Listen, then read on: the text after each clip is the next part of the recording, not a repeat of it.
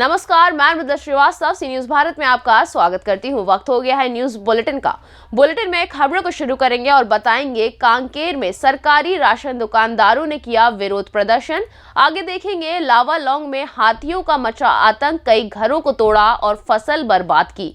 इसी के साथ आगे बढ़ेंगे और जानेंगे भाजपा के विकास की निकाली गई शव यात्रा। ऐसी ही तमाम खबरों पर करेंगे विस्तार से चर्चा।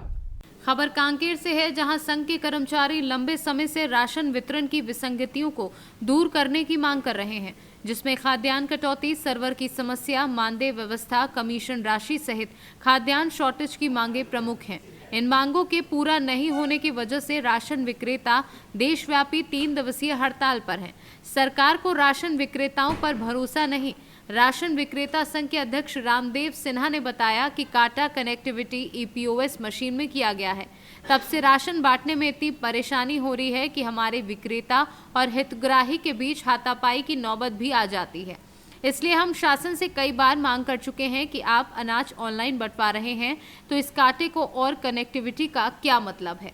रहेंगे तो जो शासन का खाद्यान्न व्यवस्था वो चरमरा जाएगी। इससे हमको भी इस बात का दुख है कि हमें मजबूरीवश इस सरकार के हमारे प्रति एक कटु भावना रखने के कारण हमें हड़ताल में बैठना पड़ा है। हमारी करोड़ों रुपए की राशि बारदाना की जो लैंप्सों में पड़ा हुआ है उसे दिलाने का कोई प्रयास नहीं किया जा रहा है। ना ही हमारे कमीशन की राशि जो हम 32-33 महीना से बांट रहे हैं, तो साल भर में हमको 3 महीना 4 महीना का राशि दिया जा रहा है। और 2005-06 में सरकार ने राशन दुकानों को चलाने के लिए पंचायतों को 75-75 हज़ार रुपये दिए थे। उन पंचायत वालों ने उस समय नहीं पटाया, जिसको आज हमको 6 महीने की कमीशन राशि देकर उक्त पूरी राशि हमारे से काट दिया गया, जिससे हमारे भी बाल बच्चे हैं, हमें भी अपना परिवार पालने में मुश्किलों का सामना करना पड़ रहा है। क्या नाम है भैया? किशन सोनी, प्रदेश प्रवक्ता। छत्तीसगढ़ से सी न्यूज संवाददाता दीनदयाल साहू की रिपोर्ट।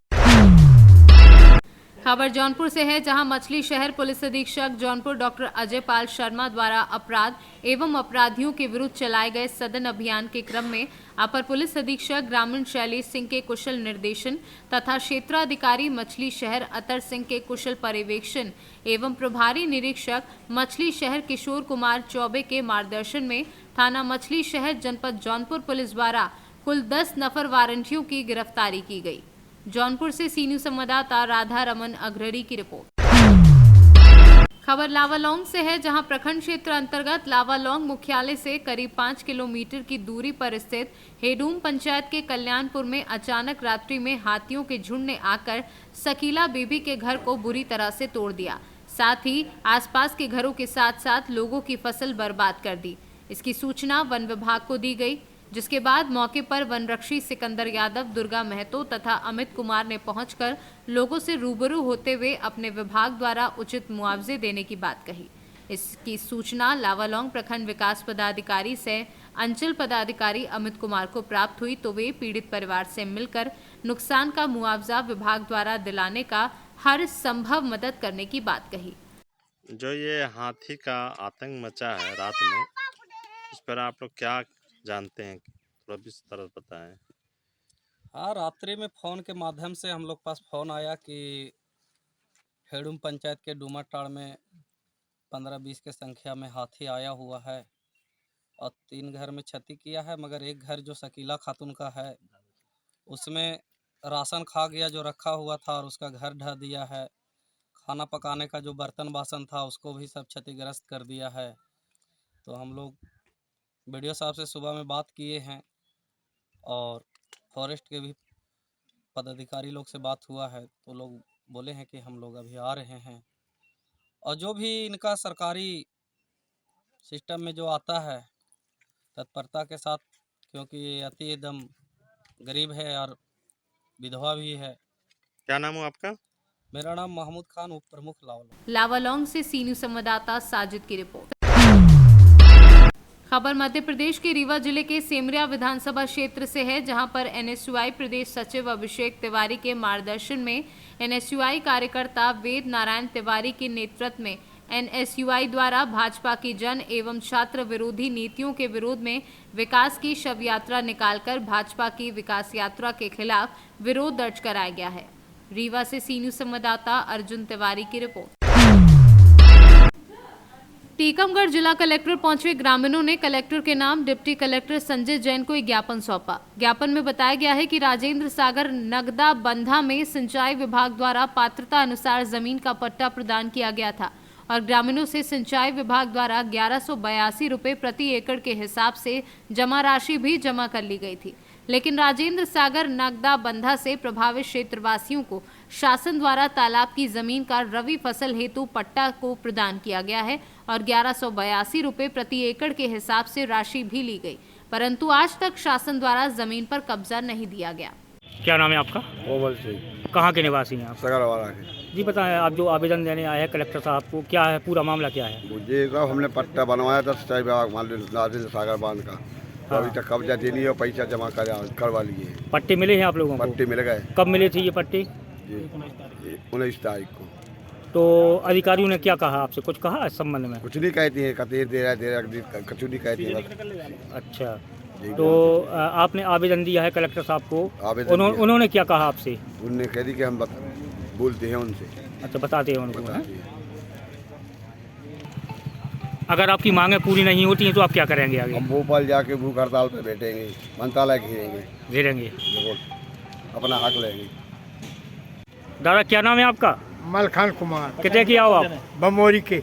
अच्छा, आप लोग कलेक्टेड आए जी। क्या मांगे हैं आपकी? हमारी जो है कि 19 तारीख को जो पट्टे मिले थे, ने बस जमीन बताई गई है और हमारी राशि जमा करा ली।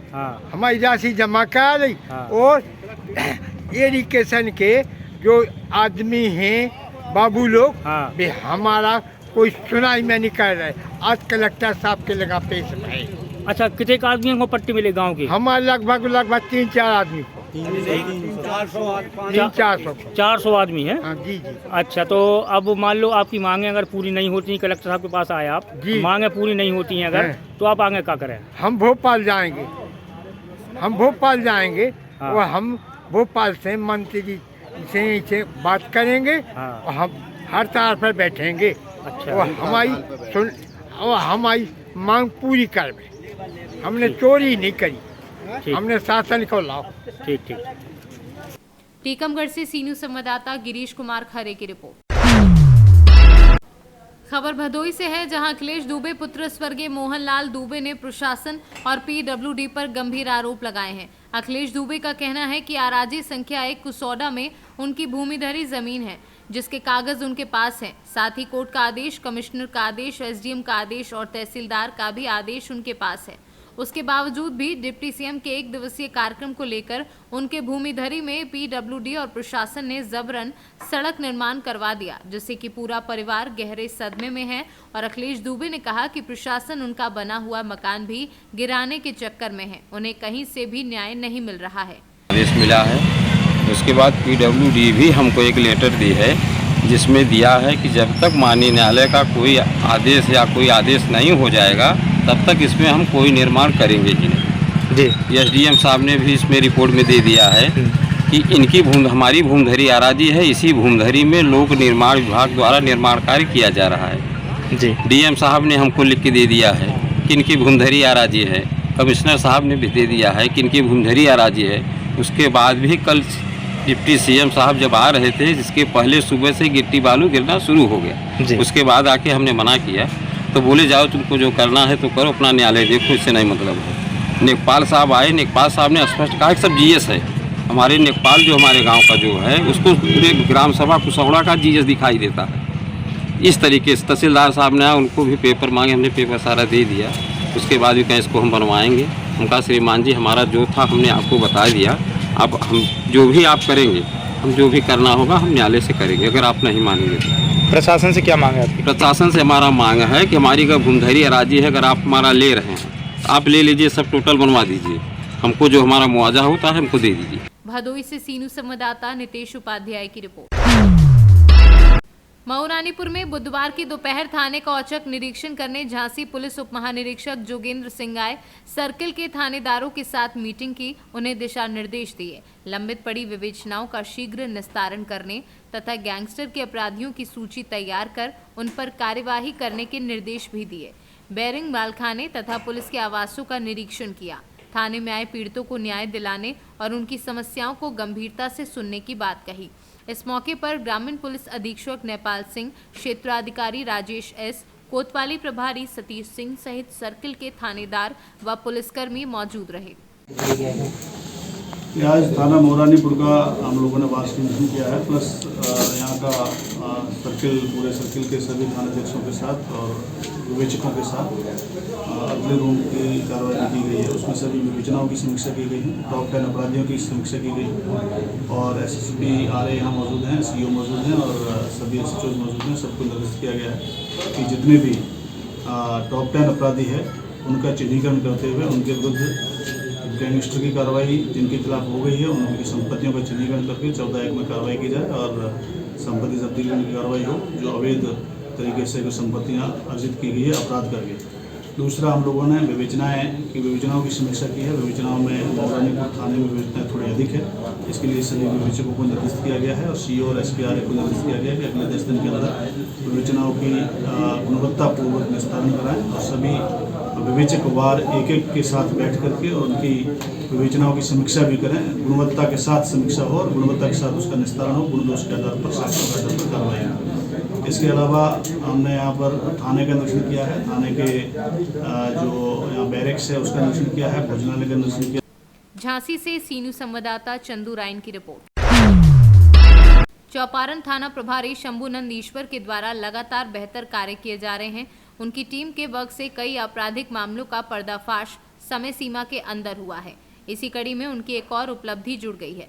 दरअसल चौपारण के ग्राम कर्मा के 1 वर्षीय बालक कैलू तूरी पिता शिबा तूरी को कर्मा के ही रहने वाले मंजू देवी ने चुराकर बेचने की नियत से भाग रही थी।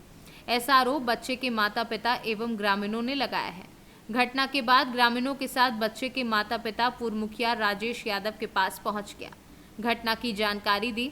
इस पर तत्परता दिखाते हुए राजदेव यादव ने स्थानीय थाना प्रभारी समूह नंद ईश्वर से संपर्क कर तत्काल बच्चे की सकुशल वापसी को लेकर आग्रह किया, जिसे थाना प्रभारी ने तत्परता दिखाकर टीम गठित करते हुए आनन फानन में लोकेशन के आधार पर उक्त महिला को गौरहर थाना के सिकरा टाट से बच्चे सहित उक्त महिला को पकड़कर चौपारण थाना ले आए। साथ ही बच्चे के माता पिता को बच्चा शॉप पर अपनी बेहतर कर्तव्य निष्ठा को दिखाया। और पुलिस का रोल पर क्या कहना चाहते हैं? पुलिस किस तरह मदद की आपको?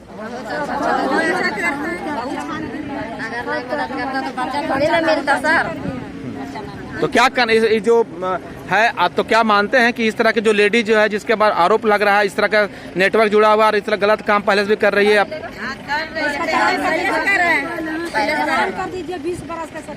कहाँ की है वो? तो कमीशन पर काम करती है।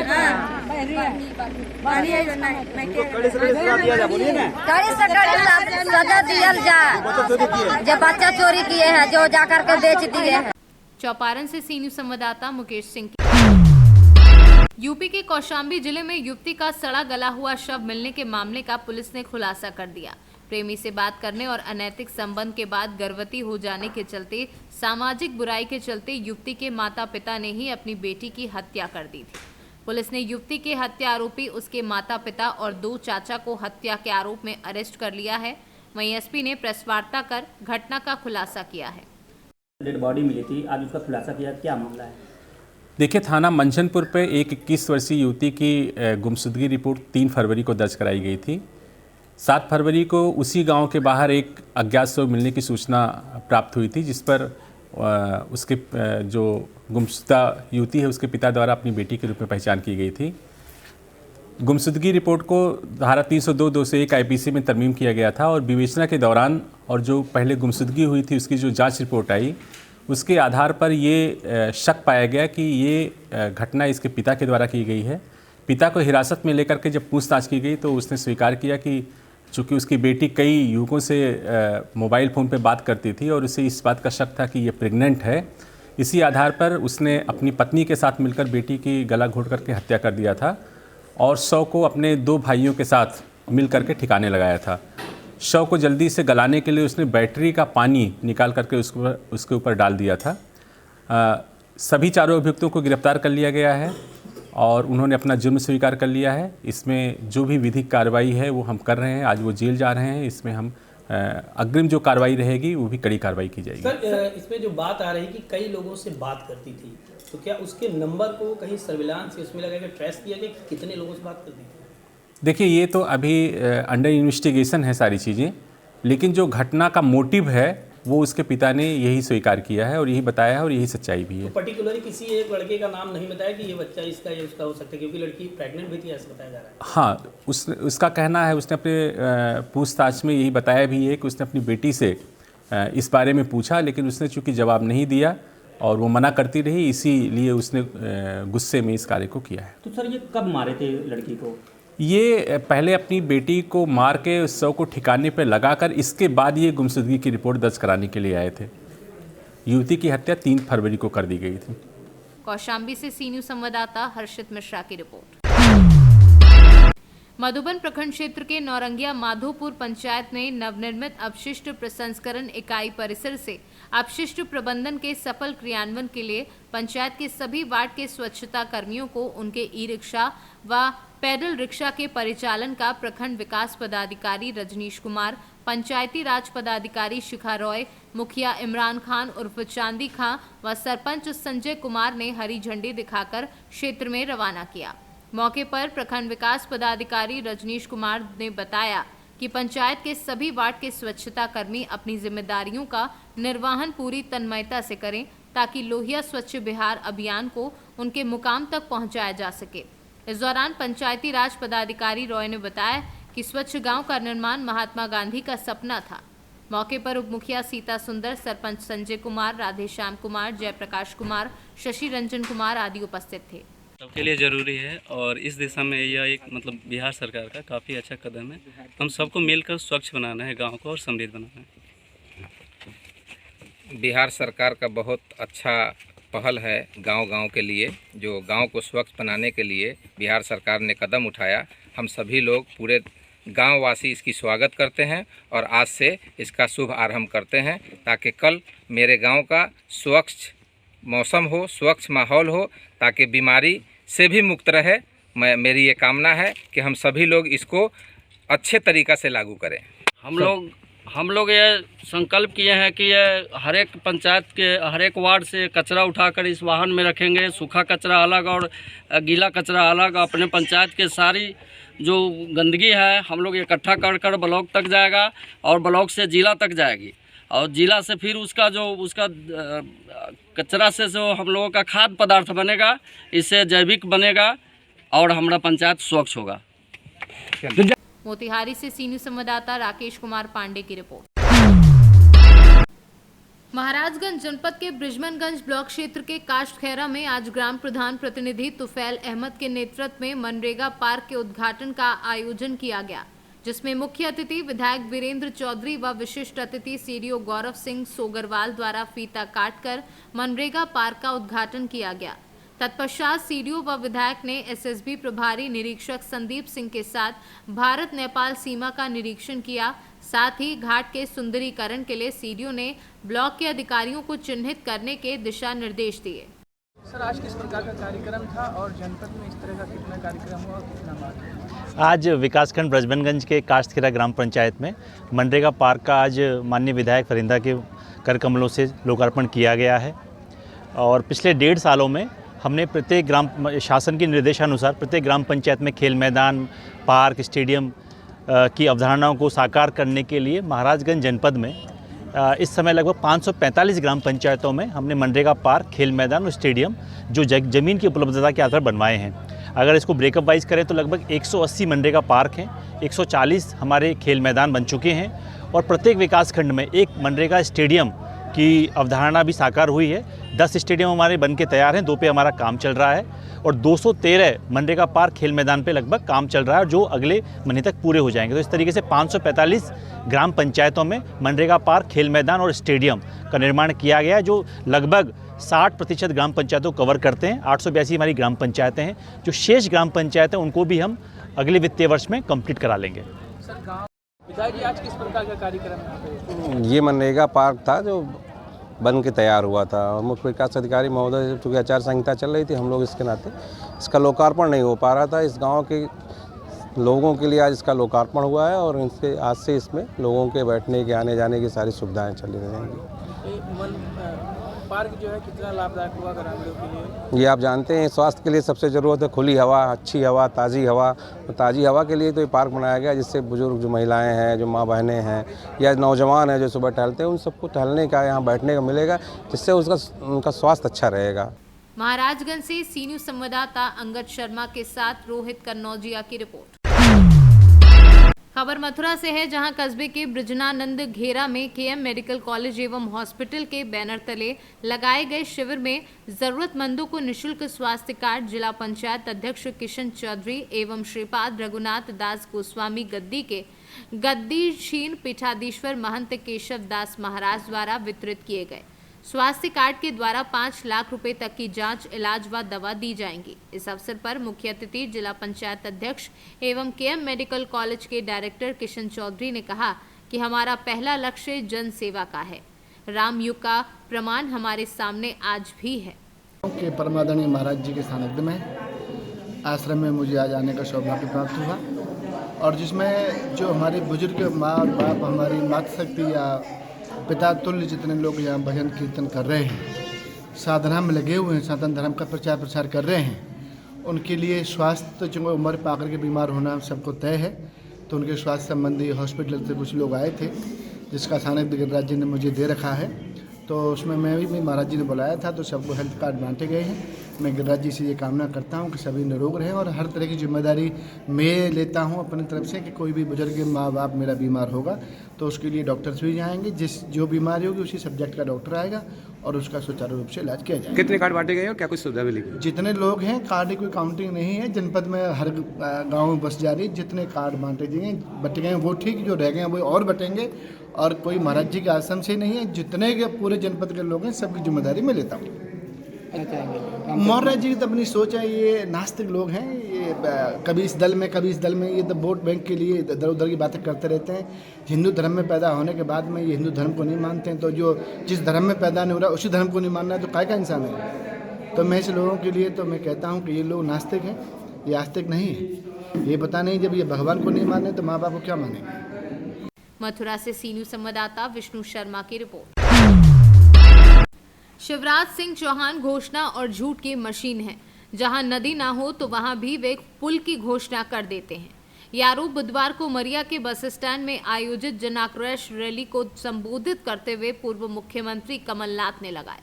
कमलनाथ ने कहा कि हमने वर्ष 2018 में साफ नियत से सरकार चलानी शुरू की थी, लेकिन शिवराज सिंह और भाजपा ने खरीद फरोख्त कर सरकार बना ली। हमें कुर्सी का मोह नहीं है। शिवराज सिंह सरकार की विकास यात्रा पर कटाक्ष करते हुए पूर्व मुख्यमंत्री ने कहा कि ये विकास नहीं, भाजपा की प्रदेश से निकास यात्रा है। नौजवानों की बात करते हुए कमलनाथ ने कहा कि युवा बेरोजगार है, सरकार को चिंता है, प्रदेश में कोई उद्योगपति निवेश नहीं कर रहा है, मध्य प्रदेश को भ्रष्टाचार का अड्डा बना दिया है। का हिसाब आज दे नहीं पा रहे। ऐसी कलाकारी ये तो खुद कहते हैं, शिवराज जी खुद कहते हैं, मैं नहीं कह रहा। मैं घोषणा की मशीन हूं, पर ये घोषणा की मशीन है और झूठ की मशीन भी है। ये इनका खाना हजम नहीं होता बिना झूठ बोले हुए। 20,000 घोषणाएं करी हैं पिछले सालों में, 20,000। आप उनसे जहां नदी भी ना होए वहां पुल की घोषणा करवा लीजिए, वो कर देंगे। ये शिवराज सिंह जी है। और आज किसान को कैसे भटकना पड़ रहा है खाद के लिए, बीज के लिए। जगह जगह मैं जाता हूं प्रदेश में, क्या भाव है। मैं मालवा में था, लहसुन का भाव 1 रुपया, आज क्या भाव है। किसानों के साथ क्या न्याय हो रहा है। उमरिया से सी न्यूज़ संवाददाता केजी पांडे की रिपोर्ट। उन्नाव में अवैध अतिक्रमण पर जिला प्रशासन का गर्जा बुलडोजर। जिला प्रशासन द्वारा टेम्पो स्टैंड की जमीन चिन्हित कर अवैध अतिक्रमण पर चला बुलडोजर। टेम्पो स्टैंड चिन्हित कर जगह पर अवैध लोगों की दुकानों में किया था चस्पा। वहीं जाम से निजात पाने के लिए जिला प्रशासन द्वारा चिन्हित टेम्पो स्टैंड की जगह को खाली कराया गया और सीओ सिटी मजिस्ट्रेट भारी पुलिस फोर्स के साथ इस दौरान मौजूद रहे। उन्नाव से सी न्यूज़ संवाददाता अजय कुमार की रिपोर्ट। खबर उन्नाव से है, जहां 16 फरवरी से शुरू हो रही UP board high school intermediate की परीक्षा को लेकर कंट्रोल रूम तैयार कर लिया गया है। DIOS कार्यालय में सभी केंद्रों की गतिविधियों पर नजर रखने के लिए ID और पासवर्ड बनाकर इन्हें जोड़ने का काम भी पूरा कर लिया गया है। इसी कंट्रोल रूम से जनपद के सभी परीक्षा केंद्रों पर नजर रखी जाएगी। नकल करते पाए गए छात्र व नकल करवाते पाए गए परीक्षा केंद्र के खिलाफ मुकदमा दर्ज करवाकर कड़ी कार्यवाही की जाएगी। बोर्ड परीक्षा के लिए जनपद में 124 परीक्षा केंद्र बनाए गए हैं, जहां की पल पल की गतिविधियों पर नजर बनाए रखने के लिए कंट्रोल रूम में 15 कंप्यूटर लगाए गए हैं। एक कंप्यूटर से 10 केंद्रों के CCTV कैमरों को जोड़ा गया है। इनसे केंद्रों पर परीक्षा देने वाले परीक्षार्थियों पर नजर रखने के लिए यहां मजिस्ट्रेट की भी तैनाती की गई है। बोर्ड परीक्षा के लिए कंट्रोल रूम का गठन कर लिया गया है। उसमें जिलाधिकारी महोदया के द्वारा सिटी मजिस्ट्रेट को एक मजिस्ट्रेट भी नामित कर दिया गया है, जिनके सुपरविजन में हम लोग पूरे जनपद की परीक्षा व्यवस्था को नियंत्रित रखेंगे, निगरानी रखेंगे।